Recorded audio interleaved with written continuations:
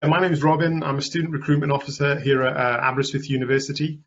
As Rob said, this is webinar one of our series, and it's called Why, What and Where to Study, Making the Right Decision. I'm going to take care of why.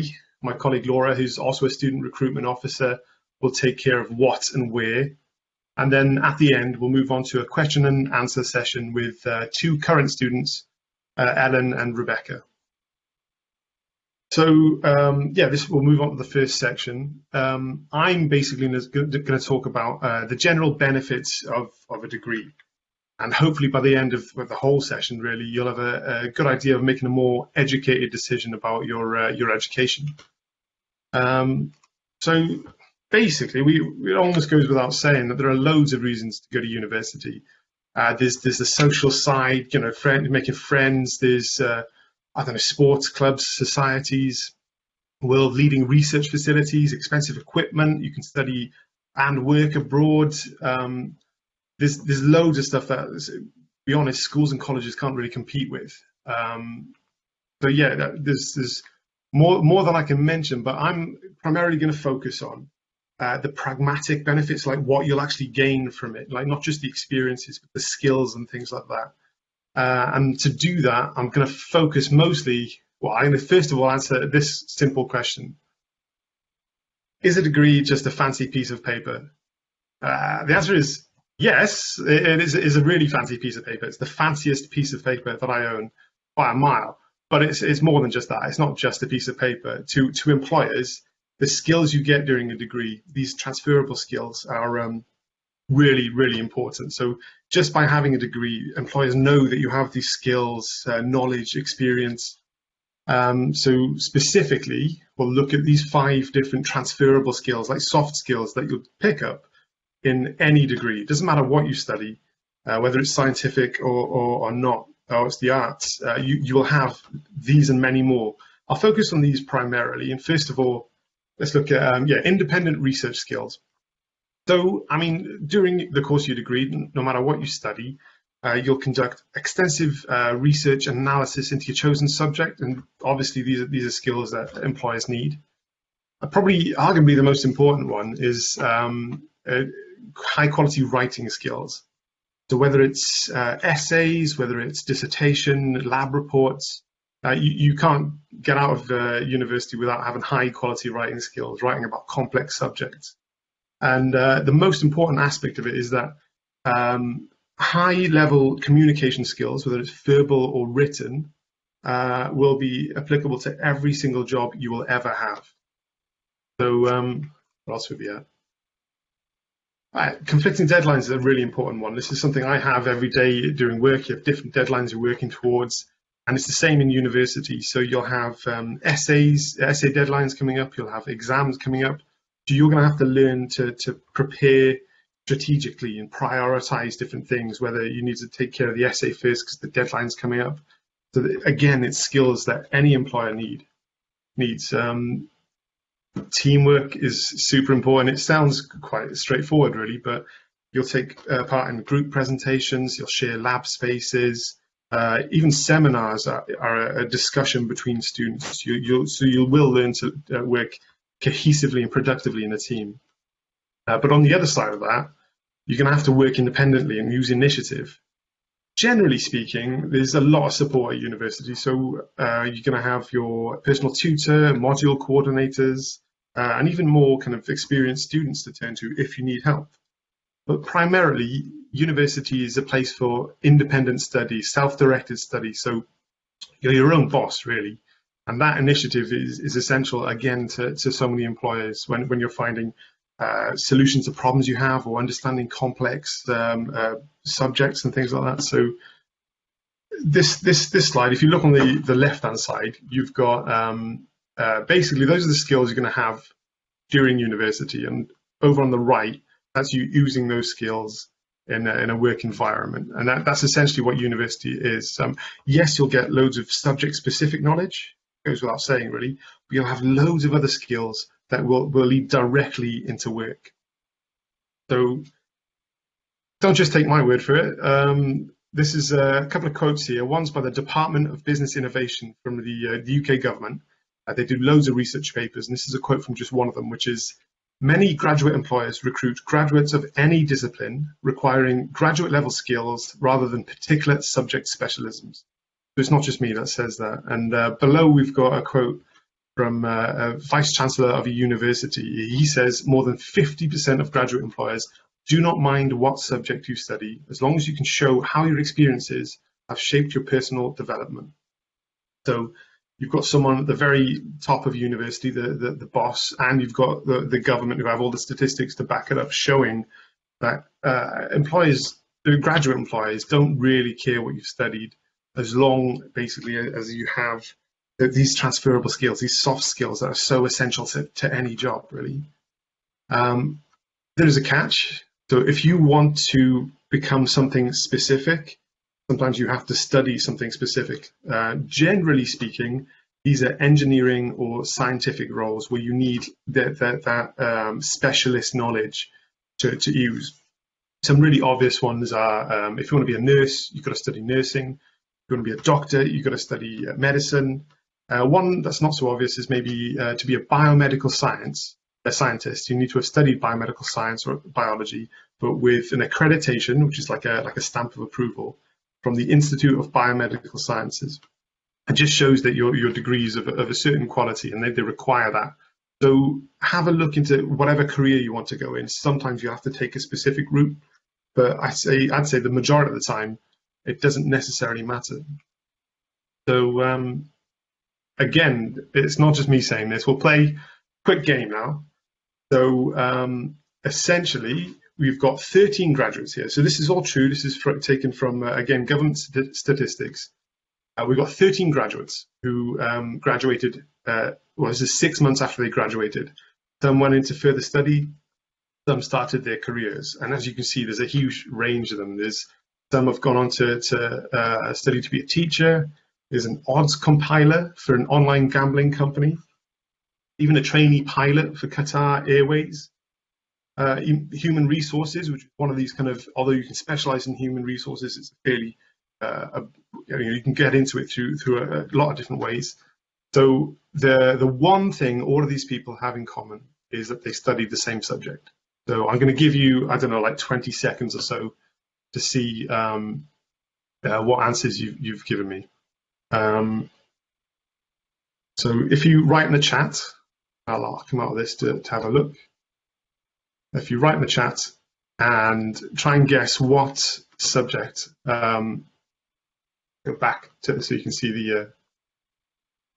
There we go. So just to remind you, all of these study the same subject. What was that subject? Well, someone's put an answer in. That's interesting. Let's have a look. See if you're right. Okay, so we have three different answers. One of you, the first answer was correct. I'm really impressed by that. On the subject, most of these jobs don't necessarily seem like anything to do with geography. But what it shows basically is there's a wide variety of different jobs you can get just from one subject. But again, that's not just a one-off. We'll do it again. This time it's 12 graduates. And this time, again, they went on to teaching, but one's studying metallurgy. There's a nuclear engineer, but there's also a software engineer. There's traders and risk analysts for banks. There's also someone in publishing. So again, it's a massive, broad range.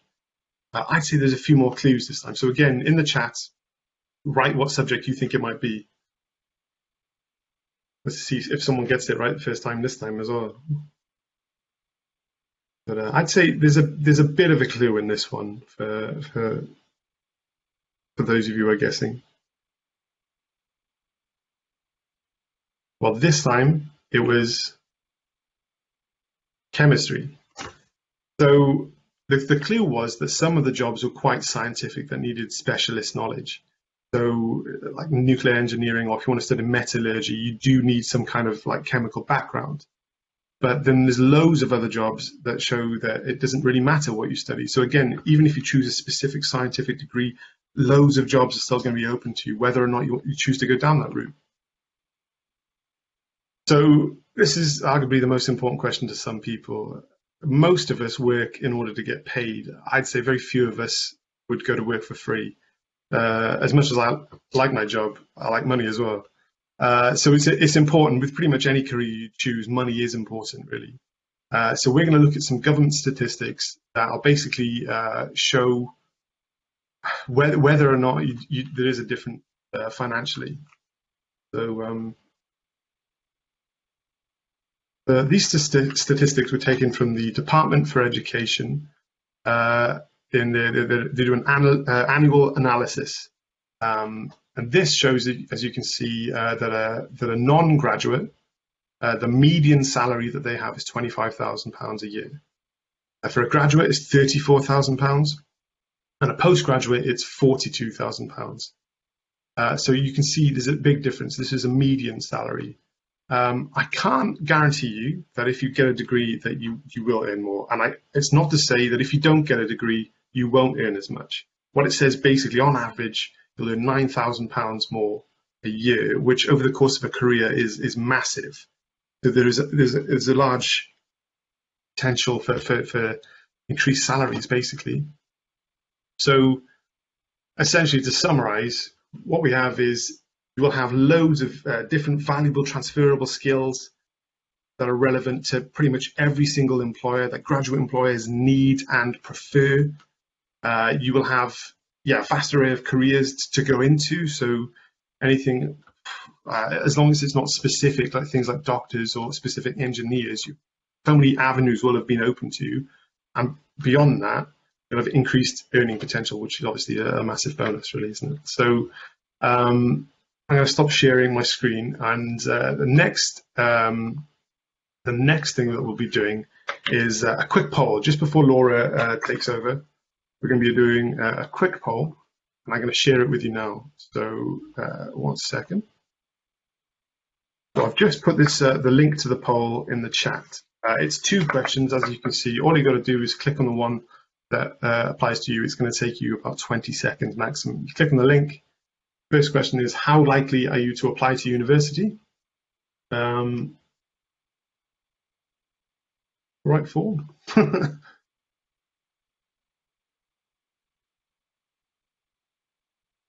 Ignore question 2 then, and then question 3. Have you chosen a course or subject that you'd like to study? So it won't take any time at all, and we've had some great responses already. Again, we'll ignore question 2. Down here, have you chosen a course or subject that you'd like to study? A lot of you, some of you are 100%. See, I was with the greens down here. I had no idea. There's so many options to study at university. There's thousands and thousands of courses out there, so it is difficult. I'm glad to see that a lot of you are still researching. Taking your time about what big decision is important. But it's also awesome that loads of you made the decision already, which is brilliant. I mean, maybe Laura might change your mind in the next stage. So what I'm going to do is stop sharing my screen and hand. Okay, perfect. So what I'll do now is I will share my screen, and we will go through the second part of this. Hopefully you guys can see my presentation up there now. So those poll results were really interesting, and hopefully what I'm about to say to you will be quite helpful for some of you. For those of you who have already chosen, hopefully what I'm about to say will help to maybe validate your decisions and maybe give you a couple of other things to think through, just to make sure that you guys are making the right decision, although I'm sure you are. So let's get started. So if you've done that quiz, and we saw some of the results there, and some of you have no idea and some of you are still researching. If you really do have no idea about what you want to do, it is okay at this stage to be there. And there are a number of things that you can do. So first of all, there is a really good careers quiz that you can try by an organisation called SACU, and the web address is up there now, and I'm going to show it again at the end of my 2 presentations that I'm going to do today. So if you're really undecided, you've got no idea and you want a little bit of help, go on and do that quiz, and it might just help you to decide kind of where your passions lie. And also, if you're struggling between a couple of courses, it might help you to see exactly where you want to go. And just remember what Rob said as well. Most graduate jobs, they're not looking for a specific degree, they're just looking for you to have brought skills from that degree to a job. So unless it's something really specific that you're going into, it might not matter exactly what course you do. So whether or not you have decided, there are some things that you should consider. So you can choose your area of study, and if you've got an area of study, then you can kind of think outside the box a little bit. So for example, if you wanted to do something that was art-based, you could keep it quite broad, or you could decide exactly what medium of art you wanted to do and go down that route. So you can choose an area of study and then kind of go from there. Secondly, don't limit your options. So just because you've studied maybe 3 or 4 courses at A-level doesn't mean that you have to actually go on and do one of those as your degree. There are lots of other courses that you can do, and you will have gained transferable skills while you've been at school or college that can take you on to new courses. So it's really all about doing your research and finding out what courses you will be able to do. And also, if you're torn between 2 subjects, perhaps you are interested in psychology, but you also like sociology as well. What you can actually do is sometimes you can do joint honours degrees, and I'll show you how to look for those a little bit later. Now, it can be really tough to decide between courses that you enjoy versus courses that have got really good career prospects. And this is something that often parents struggle quite a lot with as well. If I go back to the art example that I gave a minute ago, you might really love art and be a really creative person, but you might find that your parents struggle with it a little bit and say, what about the job prospects and that kind of thing?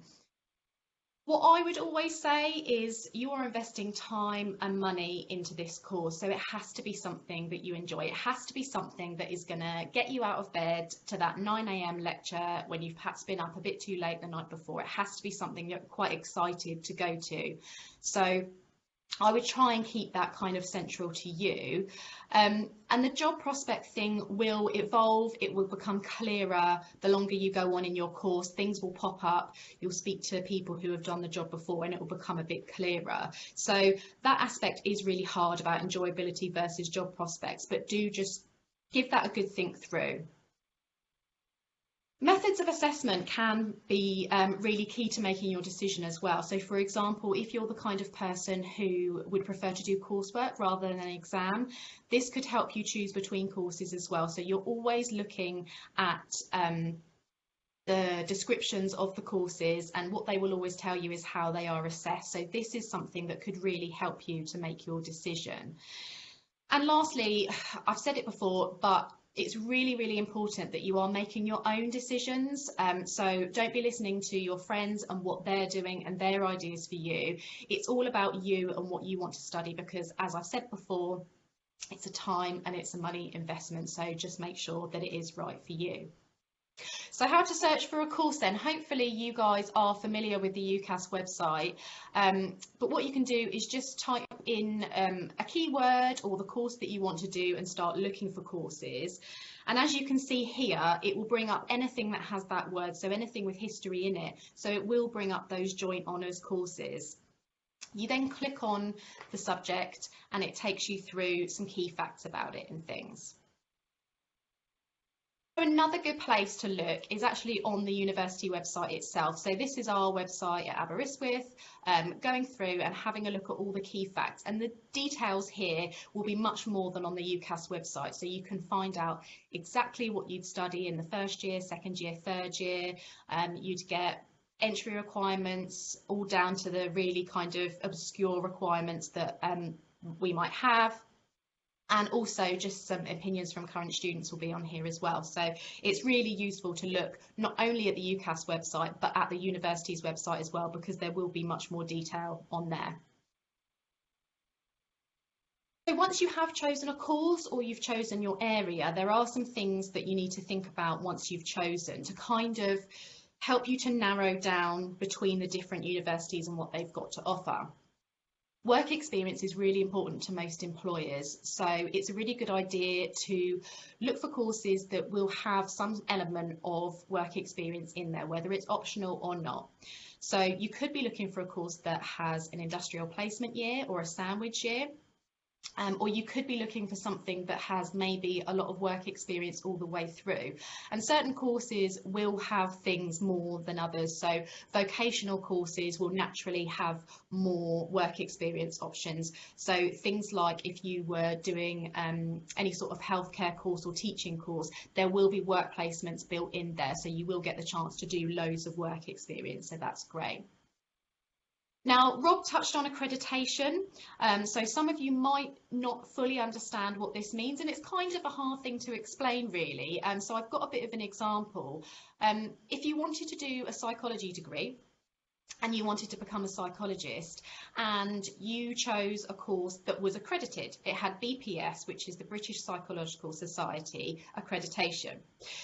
You would do that course, and at the end, once you've graduated, you will be able to call yourself a psychologist. The difference is if the course wasn't accredited, then there would be other things that you would have to do to be able to call yourself a psychologist. So basically, in this case, the BPS, the British Psychological Society, is saying that the course is good enough for you to be a psychologist. And if you didn't do it, it isn't the end of the world, but there may be extra exams that you would have to do to be able to become accredited, and this might cost you money. So it's really worth thinking about whether or not it's the right thing for you to do to look for an accredited course. And it's not just psychology, there's loads of other courses that can come with accreditation. So things like accountancy, biology, sports science, and that's just to name a few. So if it's the first time you're hearing accreditation, do a little bit more research, especially in, to see whether or not it makes a difference for you. So finally, another thing that you can have a look for that might make the difference between universities is any specialist facilities that you might be looking for, that you might have been introduced to already, or you might know that you want to get to grips with at university. And this will completely depend on what course you want to do. If you're doing an essay-based course, a theory-based course, then this might not have anything to do with your choices. But if you're doing something a little bit more practical, then it could help you to narrow down your choices. Don't forget that you can always ask universities if you're not sure, and if you can attend an open day or at least a virtual open day, then this is a really good opportunity to ask those questions. So how do you tell the difference between the courses then? Does the same name equals the same course? Well, no, it doesn't. And this is a trap that I would definitely fall into looking at different courses. I would think, right, I've chosen biology, where shall I do it? It's going to be the same wherever. Well, this isn't the case, and I've got a little example on the screen for you here. So the same name does not equal exactly the same course. There are real similarities between them. So, for example, if you studied either of these courses on the screen, you would graduate with a BSc in biology. So a Bachelor of Science in biology would be the degree that you would gain. But if you look a little bit more closely, you will see that there are some differences between there. And the first big one that I want to talk about is the entry requirements to the course. So you can see that at the University of South Wales, the entry requirements are slightly lower than at Aberystwyth. It is really important that you are applying for courses where the entry requirements are roughly what you're expecting to get. If you were to aim too high, you do run the risk of actually being rejected from that university or not being given the chance to do the course. And if you actually aim too low, you might find that the course isn't challenging enough for you. So what you want to be doing is actually aiming for pretty much what you're going to get, and then you shouldn't have a problem. If you're wondering about your predicted grades, you can always speak to your teachers, get in touch with them if you've got any questions about your grades.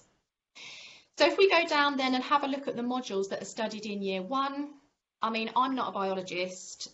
Some of them look pretty similar. I'm sure there are some differences and people will be able to tell me those differences. But just at a glance, there aren't too many differences. You can see that maybe one gets more involved in things like zoology and perhaps animals a little bit more. But apart from that, they do seem quite quite similar. So this is a really personal thing. You want to be looking for things that you want to be studying, because this might be a great course for one person, and then the next person might think, actually, no, there's a couple of little tweaks I'd like to make, so I'll look for something else.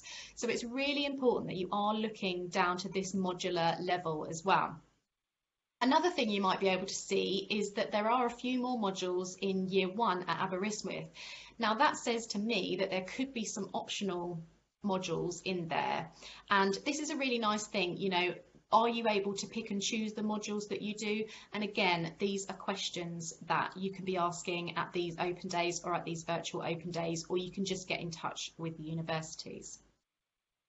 So that's enough from me about choosing a course. What I'm going to do now is I'm just going to quickly pass you back to Robin, who has another really exciting poll for you, and yeah, we'll go from there.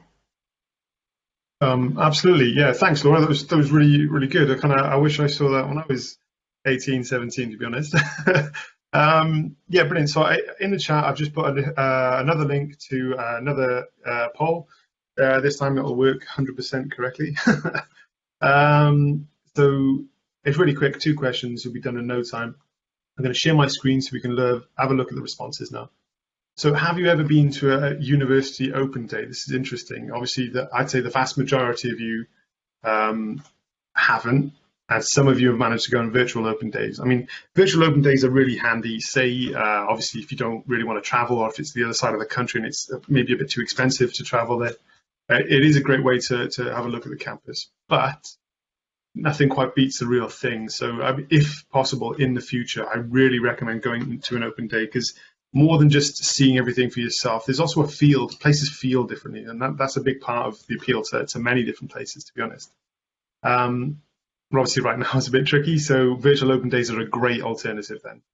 Those of you who have said yes, I imagine that's changed your opinions on whether you like it or not, or confirmed your opinions. It's a great resource. And then, what's the most important factor in your decision? This is going to be fascinating. So most of you have gone for courses. Yeah, that makes sense. It's logical. Teaching and course quality, that's brilliant. And the least popular one is the social side of it, which is a good point, actually, because for me, I'd see the social activities as like an added bonus. I wouldn't choose it necessarily as 100% reason to go somewhere. So that's quite pragmatic. That's logical. And the location is quite low as well, which is interesting because different locations have different benefits. And Laura will talk about that in greater detail. For example, here you see Aberystwyth in the background. That's the old college. It's part of the university. That's what's left of our castle. This is Cardigan Bay, home to the most bottlenose dolphins in Europe. So location does make a difference, but obviously, yeah, there are other factors to take into account. Perfect. Right. So what I'm going to do is I'm going to go through choosing a university. Now, that was a really interesting thing. Obviously, some of you have managed to get to an open day, which is really great. Not as many of you have been to virtual open days as I expected, so it might be something that you want to start thinking about. And maybe it's just that you're not at that stage yet where you're thinking, where you're choosing between courses and kind of that sort of thing. So maybe you're not quite there yet, but I would urge you to have a look at them. It's as good as it can be without physically being there. So yeah, it's the best we can do at the moment. So choosing a university. So we've gone through choosing a course. So once you've chosen the course or the course area that you want to do, then it's looking at where you actually physically want to study it. So hopefully you will, as I said, be familiar with the UCAS website. But what you can do when you're searching for your courses is you can add some filters on, which can help you to narrow things down a little bit.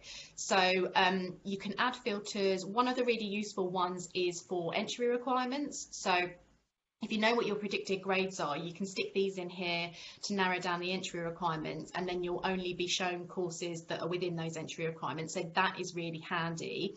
Another handy one is if you know how far you want to travel. So say you've said, right, from my home address, no more, I want to be no more than 100 miles away, then you can stick that in there and it will only show the courses within 100 miles as well. So that feature of the UCAS search is really, really good if you wanted to narrow them down.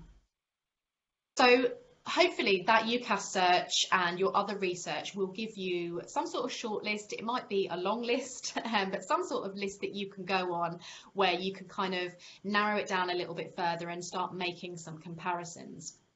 So if we look at the comparisons that you can make, then the first one does always have to be the course. So it's the course that you're going to university for. And from the poll results that we just saw, that is the most important thing to you. So that's really great. So you know that already. It's got to be your first priority because of the time and the money that you're investing into it. But there are lots of other comparisons. So once you have looked at the course, what else is it that you want to look at, which is going to help you narrow down which university you want to go to? And it's really going to depend on your personal circumstances here and what you like to pay attention to and what things are important to you. But there are a few things that I've got listed here. So support services might be important to you. It might be academic support or personal support that you might require, or you might just want to know is there for you at university. So it would be quite high on my list to just see what they've got there for people who maybe need that little bit of support. Social life, I could see that wasn't the most important one to you, so it might be something that you start to think about again later down the line. You might start to hear things from siblings or people that you know that have gone to university, and that might help you to kind of shape your decision, but it might not be the thing that you're thinking about right now, which is probably quite a good thing. But if you're a sporty person and you play a sport, and you want to carry on doing that at university and you want that to be part of your university life, then this is a really good idea, because it's going to be something that can really help you in your university life and can really help you to get the most out of your university course and even give you those transferable skills that Rob and I have been talking about. And this could help you to make your decision. So if you play a sport regularly and you wanted to carry on at university, you might want to investigate this. So for example, if you were a keen surfer or something, then an inner city university might not be the one for you. You might want to think, right, I'm going to start narrowing down my courses, narrowing down the universities based on where they are in location to the coast. So it might be that that's important to you. It might absolutely not be important to you whatsoever, and that's fine. Now, the league tables may or may not be important to you. You may look at them, you might not. We did have a look at that poll, and some of you, definitely for some of you, the ranking of the university was quite important to make your decision. So do have a look at the league tables, but what I would say with this is do take it with a little bit of a pinch of salt. Universities are ranked according to all sorts of different things, and it will depend on which particular league table you're looking at. So, for example, universities' research might be taken into consideration, and that might be great for the university as a whole, but how much does that matter to you? What is better is if you go down to the course level. If you're going to look at league tables, look at the course level. So where does the course itself rank rather than university? And you might be quite surprised. You might be looking at a university that doesn't quite make it to the top 50 universities in the country, but when you're looking at the course, it's within the top 5 in the country. So have a look at that if you are interested in league tables, and it will depend on the kind of person you are as to whether these are important. You can also look at student satisfaction, and you can find this, there's a national student survey, and you can have a look at the results of that, but you can also look at things like the student room, and they have forums where current students will be talking about things and giving their opinions, and you can do a bit of investigation that way. If that's something you've not done already, it might be worth having a look. Now, something that can really help you to make up your mind is whether or not a university is going to give you any financial incentives to study there. And I'm talking about things like scholarships or bursaries. If you've got a university that is going to offer you some money towards study for whatever reason, and there are lots of different reasons why universities might offer you this, then personally for me, that would really help me make my decision, because it would be money in my pocket, really. So that would help me make that decision. And it can help you narrow them down again. So any financial incentives, and like I say, these can be given for all sorts of different things. For example, for academic excellence, meeting your grades, meeting your predicted grades, meeting the offer that the university has given you by getting those grades, Or if you are particularly keen on a sport, or if you play musical instruments, there could actually be a bursary or a scholarship available for that kind of thing as well. So if you've not looked into those, then do start looking into those, and it can help you to make that decision between universities. So as Rob said, I'm going to talk about where in the country you want to go now. So yeah, do you even want to move away from home is probably your first question, and this could help you narrow it down even more. So if you don't want to move away, it will be where is commutable for you, and that might give you a smaller search area and narrow those choices down even more for you. Obviously, you don't have to move away, but if you do want to move away, then where is it that you want to go? There are over 130 places to get a degree in the UK. Do you want to go to a big city? Are you going to be happier in a smaller town? You know, if you come from somewhere that is quite rural, then moving to a really big city might be a bit too daunting for you. So would you be more comfortable in that smaller town? And if you do want to move away from home, then how far away would you like to go? There are kind of practicality issues there, and some financial implications if you're going really, really far away. If it's your priority to move as far away from home as possible, and I understand that, you do need to actually think about the practicalities of how are you going to get your stuff there, how are you going to go home at the weekend. You know, if you've got something to nip back home for, then is it going to be practical? So do think about that as well. Oh, skipped a slide there, sorry. So there are other considerations in terms of location of where you want to go and the type of university as well. And it might be things that you haven't thought about yet. So what about the size of the institution? So how big the university is in terms of how many students they've got. There are some universities that are really large, that have got over 25,000 students, and in one of your lectures there could be you plus 300 other people in your lectures. You know, for some of you that might be, yeah, brilliant, I can't wait, I want to get in, and the buzz of that would be amazing.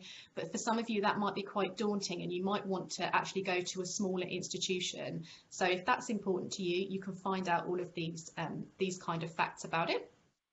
And is it a campus university or is it a city university? So there are basically two types of university, really. So you've got your campus university where everything is kind of in one place. So you've got the university teaching buildings, and then you've got the halls of residence, and you've got the kind of leisure facilities, the sports fields, all in one place. So they kind of feel like a bit of a student village. And you've got city universities where your teaching buildings and the accommodation and everything to do with the university is actually dotted around a city. So this is going to be a really personal thing for you, and open days are a really good way of getting the feel for, you know, what is going to be right for you. And obviously at the moment physical open days just aren't happening, so you're going to have to do probably a little bit more research than you normally would, because you're not able to go as freely as you were before and go to any open days. So yeah, if you can, just do a little bit more research here. And what about the living costs as well? This is definitely something to consider. So as well as, you know, how far away you move and how practical that is, you've got to start thinking about the living costs as well. Generally speaking, and I am being really general here, the further north you go in the UK, the cheaper the living costs. And hopefully all of you guys will know that if you are to live in London, then the costs can be really sky high. So it might sound like a really great thing to do, you know, I'm going to move to London, I'm going to do this, but you've got to think about the practicalities of it and how much it might cost you, and so on. So accommodation as well, this is something that you want to be using to choose between, you know, different universities. This is obviously going to just be if you are thinking about moving away from home, but this can really help you. And this was one of the things actually that surprised me when I was choosing my university. I looked around the accommodation of one of them and it wasn't as great. And then I went to look around another one and it was really great, but it kind of didn't really have that much bearing on my decision, because in the end I chose the one that wasn't that great and I had a great time anyway. So this this might be something that's important to you, but for me, it was the university and the feel that I got rather than the accommodation itself. But it's definitely worth having a look in terms of what the university offers, what types of accommodation are there. Are they all on campus? You've got some universities where some halls of residence might not be on the campus, they might be a little bit further away. So it's a really good idea to find out that information before you go, because you don't want to be surprised when you arrive. Guaranteed living accommodation for first years is really important as well. It's important to find out whether or not it is guaranteed, and if it isn't guaranteed, is that going to change your mind? You know, if there's a chance that you might not live in halls of residence, then do you want to go there, or is it you definitely want to go there no matter what? And then lastly, kind of in terms of accommodation, what is it that you're looking for? So everybody is different, and again, for me, I wasn't really that bothered. I lived in a flat with 12 people. There was one bathroom. It was very busy, but that didn't really bother me. It was self-catered, and that would do me. But are you the kind of person who says, no, I like my own space, I want something that is en suite? Actually, I want to take the worry of cooking for myself out of the equation, so I'd quite like an ensuite room that is catered. You know, do you have those wants and needs, or are you like me, just I'll go anywhere, it'll be absolutely fine? Think about what you want and then investigate that accommodation option at the university. So Rob and I have talked a little bit about open days, and obviously, as we keep saying, physical open days aren't really something that is possible at the moment. So do go onto university websites and see if they have any virtual open days. You know, it's a kind of thing that's really easy to just sign up to. You don't have to stay for long. You can just be like a visitor. You don't have to necessarily ask any questions. You can just have a look around and try and get the feel for the university. But equally, it is the chance to ask loads of questions. So if you've got loads of questions, then do feel free to ask them. So prepare all the questions that you've got in advance and pop along to those. They are a really good thing to look out for and to join in on. So hopefully you guys will sign up for a few more of those. And I know that we've got ours on the 6th of July. So if you fancy signing up to that, then do have a look. So I hope you found what I've said useful about choosing a course and choosing a university. I've put some useful web pages up here. Most of them are quite Googleable. So there's the SACU Careers quiz, you've got the UCAS search. Another website that I haven't spoken about is actually the Prospects website, and this is really good for information about graduate jobs. There are loads of job profiles on here. So if you think, right, I want to be a solicitor, but I don't really know what they get paid, I don't really know how I would train, you can go on and have a look at this job profile and it would answer all of those questions for you. So it's a really good resource to go and have a look at. It's pretty much built for graduates, but if you pop along there, it does have some really good resources as well that you can just have a look at. And then lastly, the student room. If you haven't been on there already, each university will have its own sort of channel, if you like, and you can speak to current students about it, or you can join one of the forums, and it's a place that you can sometimes meet students before you've even started. So yeah, it's a really good place to go. So what I'm going to do now is, thank you. What I'm going to do now is I'm going to hand you back to Rob, and we are going to speak to some of our current students. So if you've got any questions, then do ask. Absolutely, yeah. Thanks, Laura. Again, that's brilliant. Where were you when I was 17? Yeah, basically, we're going to have a question and answer session with our student ambassadors. They're both second-year students here at Aberystwyth University. So if you have any questions, put them in the chat and we'll ask them on your behalf. It could be anything you want to ask of the students. You can even ask Laura and myself about something else if you want to as well. It's completely open. So to start with, I'm going to start off with a general question. So to Ellen and Rebecca, first of all, introduce yourself, and then which course have you chosen and why did you study it?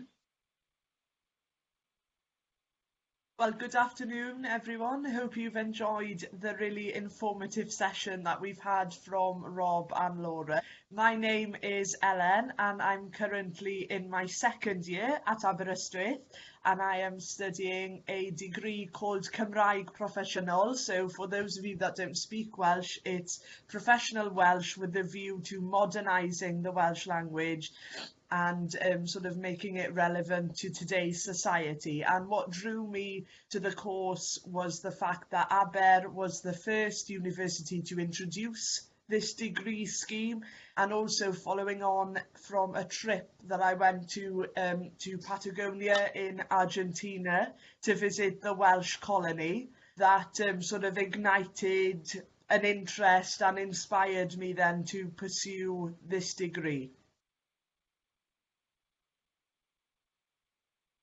So Yeah, I'm Rebecca. Sorry, Rebecca. Sorry, no, you go ahead, Rebecca. Sorry. So I'm Rebecca. I'm also a second year student here at Aberystwyth. So I'm studying veterinary biosciences. It wasn't my original plan to study veterinary biosciences. I originally had a place to study veterinary medicine, but unfortunately I didn't get the A-level grades. I didn't really fancy doing another year in school. So I took out a year out just to think over my options, get some work experience. So I worked and travelled for a bit, and then also looked around universities. I was between going for biomedicine and bioveterinary, and in the end I chose veterinary biosciences at Aberystwyth because it was more in line with my interests and what I wanted to go into.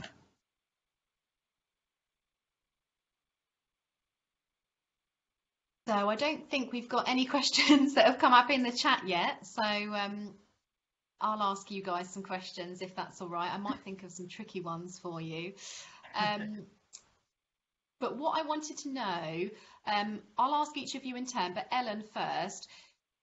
Obviously, in my presentation, I just talked about how to choose a university. Can you guys just go through how you chose your universities? If Ellen, you want to start, and then Rebecca, you want to start how you chose Aberystwyth and all the factors. Yeah, of course. So as I mentioned, Aberystwyth was the first university to introduce my degree scheme. So that was one of the main reasons why I initially started looking at Aber.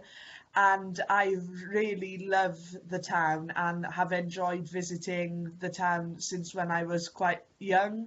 And then I decided to sign up to an open day, went along, visited the university and the town itself, took my parents as well. And as Rob and Laura mentioned, you know, it's really important if you do get the opportunity to visit the campus or university that you're looking at, because you do tend to get that vibe or feeling. And for me, you know, as soon as I sort of jumped out of the car in Aber, I got the vibe. And it's also really nice to take your parents or a friend or another relative, because, you know, they're able to suss out how you're feeling, and you're also able to ask them for their opinion. And yeah, basically absolutely fell in love with Aber as a town, and also got to meet some of the lecturers and was able to ask a few questions about the degree, and that all sort of coincided with what I had in my mind anyway. And yeah, just decided to go from there and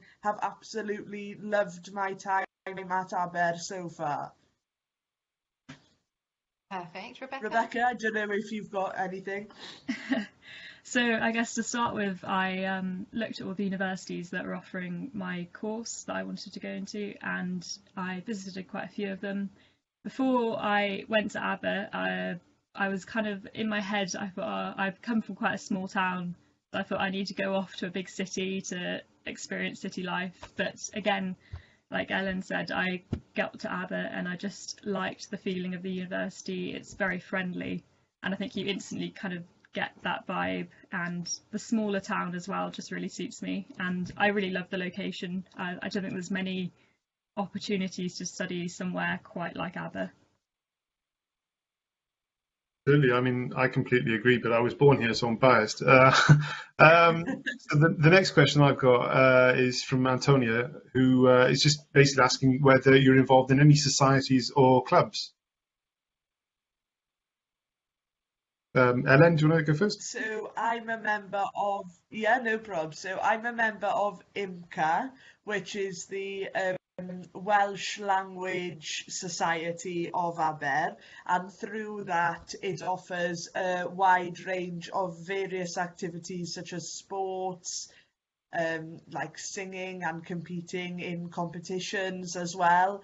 And then I'm also part of a few other societies as well, and I would definitely sort of encourage anybody to join at least 2 to 3 different societies during Freshers Week, because they're just an absolutely great opportunity then to meet new people and to create friends with people who have similar interests and hobbies to you.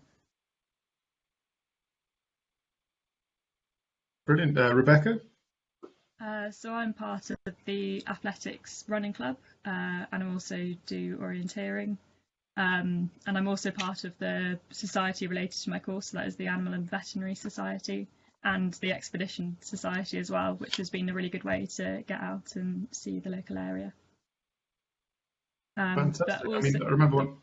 Sorry, Rebecca. I was going to say, part of sports clubs is a really good way to get out, and I've competed in several different places. So I went up to Edinburgh at the start of the year for the cross-country championships, and it's a really good way to get involved in sports and getting up and meeting with other universities and just enjoying sports.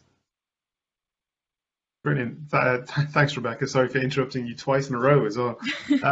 Yeah, I mean, from my own personal experience, it wasn't that long ago that I graduated. There's loads of different sports that you can try, at least in the first. You can go to like a session for free right at the start. I tried Taekwondo and I was no good at that. I tried archery and I was all right at that. So there's loads of different stuff. And when it comes to societies, my friend was I think he was president of the Anime Society. He was the Video Game Society, Card Societies. If there's something you're interested in, there's probably a society for it. And if not, you can make it yourself. So it's brilliant. I think there's a couple more questions. Is there, Laura? Yep, there's a couple more questions. So there's one that I think is probably specifically for Ellen.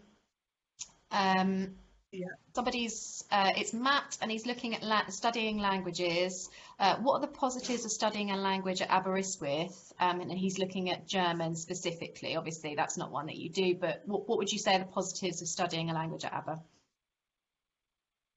Well, definitely the town itself is quite inspiring. You know, you can sit in the library and look out at the sea, which is just absolutely stunning. In terms of the languages itself, I would say the lecturers that we have at Aber are very, very knowledgeable, and they're quite happy to share their experiences with you in terms of if they've travelled to a country that speak your language. And also there's I know with the foreign languages especially, there is a number of opportunities for you to have a year abroad, you know, as part of your degree scheme. And I would most definitely recommend doing that, because one of my friends is studying Spanish and she's actually meant to be going to Spain next year. So I would most definitely, you know, recommend doing that to get a vibe of the culture in that country as well.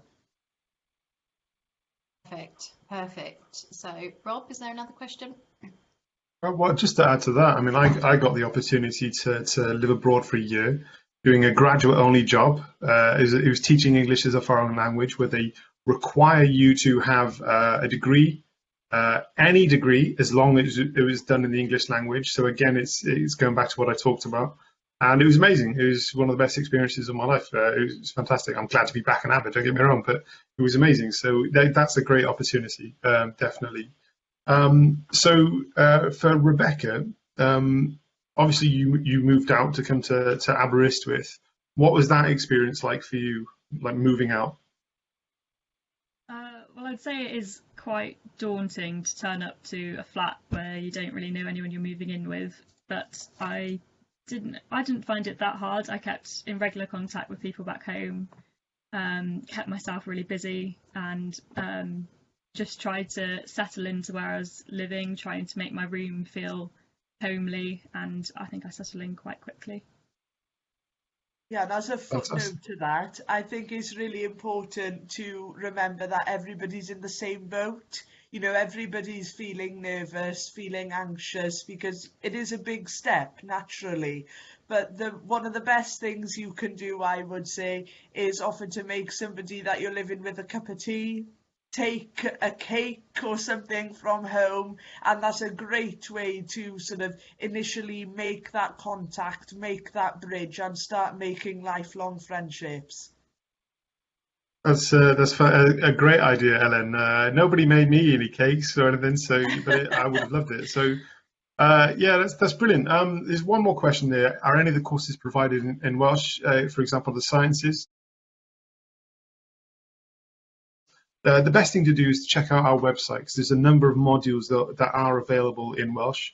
Some degrees are available entirely in Welsh, some it's just some modules here and there. So, and if you do study through the medium of Welsh, there is a chance to get a bursary through Coleg Cenedlaethol Cymraeg, which obviously is brilliant. If you do a certain amount of modules in Welsh, you get a certain amount of money, and it's if you're planning on doing it anyway, it's free money, so you can't go wrong.